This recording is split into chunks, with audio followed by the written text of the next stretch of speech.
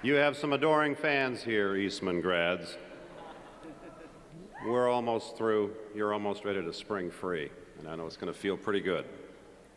In closing, I read a quote posted on a wall at an Alexander Calder exhibit at the Whitney Museum in New York a few months ago. Alexander Calder, as you may know, created these stirring abstract designs out of things like coat hangers, and he hung them from ceilings and mounted them on pedestals, and in general converted objects originally intended for one purpose and then created something wholly new. And it's tempting, as I did, when I looked at these things, to stand back and say, you know, all he did was take a coat hanger and make a face out of it. And of course, my wife, who is the art expert, says, well, that stands to reason. You're a former trombone player, perfectly capable of reducing everything to a lower common denominator than everybody else. See, I'm the one that can say that, John. But then on the way out of the exhibit, there was a plaque on the wall. And it was a quote. It was a quote from Buckminster Fuller. For those of you who remember Buckminster Fuller, he invented geodesic domes and synergistic structures and biospheres and so forth.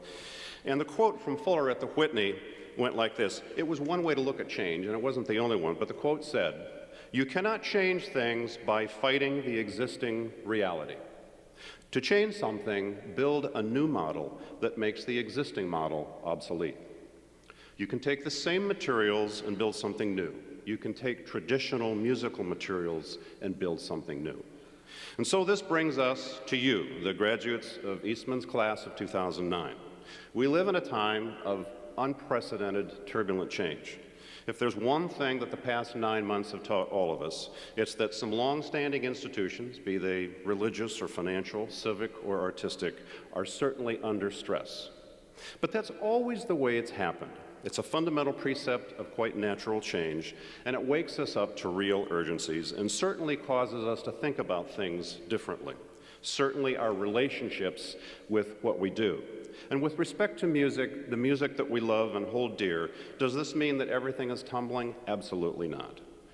The repertoire that we love is too deep and too rich and too inspiring, and is constantly refreshed and invigorated by thousands of composers and performers and scholars worldwide, many of them the most influential and having Eastman roots.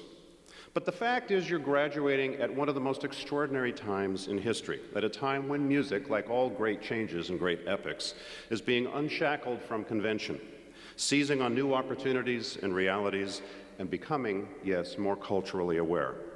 You are launching your musical career at a powerful and explosive intersection of cultures never before appreciated nor experienced. The Pacific Rim, Africa, the whole of Latin America, the vestiges of Western European culture, pop culture, high art, low art.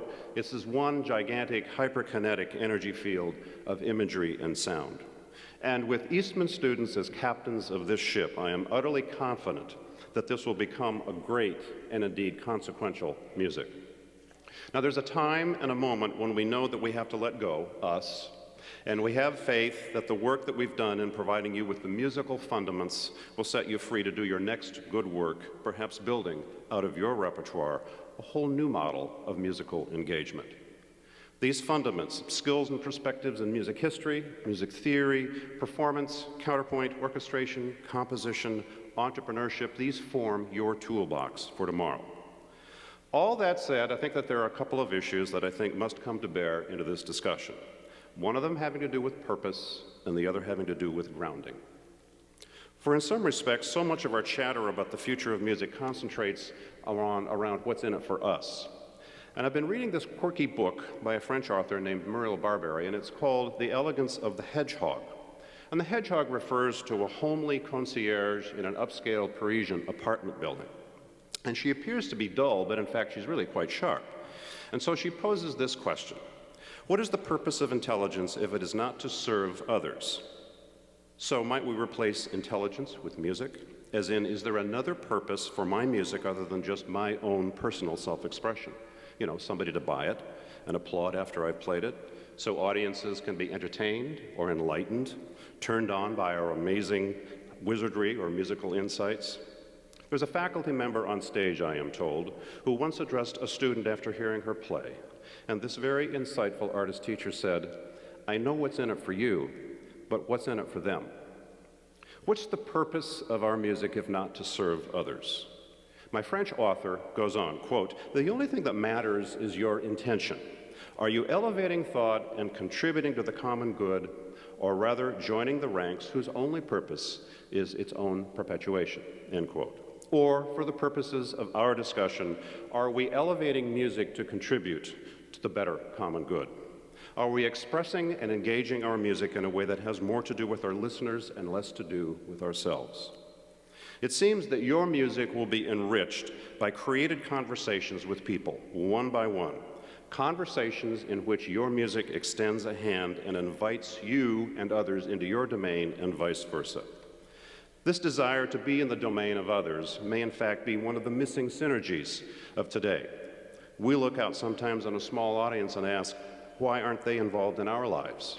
And maybe we should ask first, how can I be involved in theirs? The second issue is perhaps this whole issue of this stunning blizzard of distractions that bombard our media-frenzied lives every day. Lives that, aided by technology, we can live more efficiently, days into which can be packed more and more events, lives that tend to idolize things like multitasking. But, I've never heard a great performance of a violinist playing a concerto while he or she was answering email or texting somebody about dinner plans. Or lives that somehow aggrandize our ability to handle enormous tension more and more, as if we covet being turned into some sort of stress gladiator.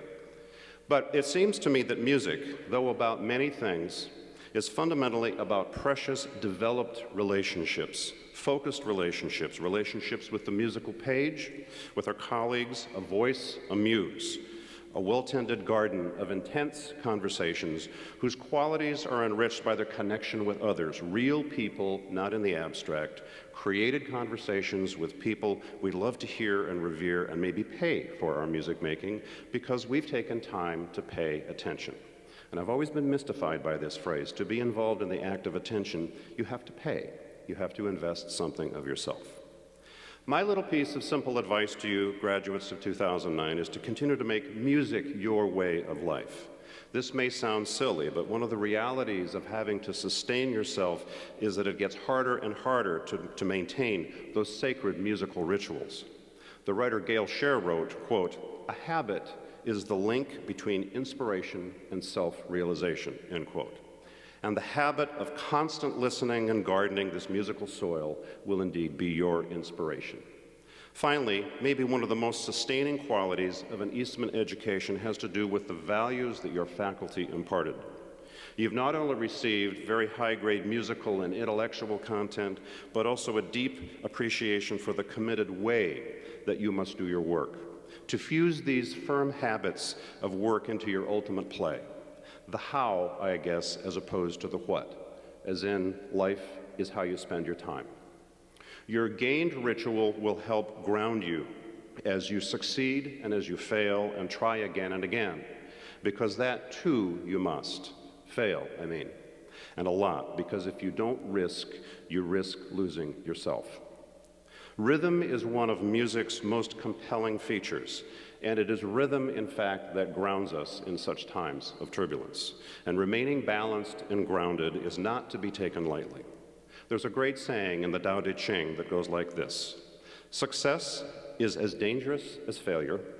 Hope is as hollow as fear. Whether you go up the ladder or down it, your position is always shaky. When you stand with your 2 feet on the ground, you will always keep your balance. That's pretty much it. Thanks for listening to us, Eastman grads. Now it's time for us to listen to you. I now invite you all, the newest members of the Eastman family, the class of 2009, and all gathered here today in celebration of their accomplishments, to join me on the Kaminsky Promenade immediately after the ceremony concludes for refreshments at the new alumni reception.